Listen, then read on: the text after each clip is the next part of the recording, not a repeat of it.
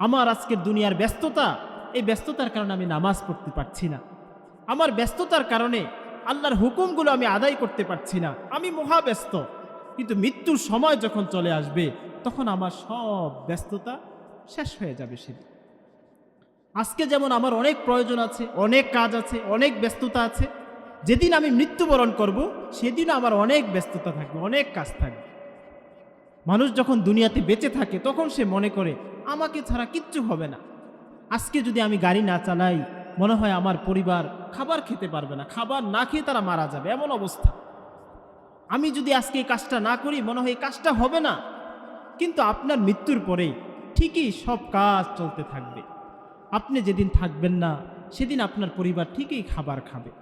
আপনি যেদিন থাকবেন না সেদিন সূর্য পূর্ব দিকে উঠবে, পশ্চিম দিকে অস্ত যাবে। দুনিয়ার সব নিজাম ঠিকমতো চলতে থাকবে। বাকি আপনি ধোঁকার মধ্যে আছেন। আপনি মনে করছেন যে আপনার অনুপস্থিতিতে মনে হয় কিছু একটা হবে, আসলে কিছুই হবে না।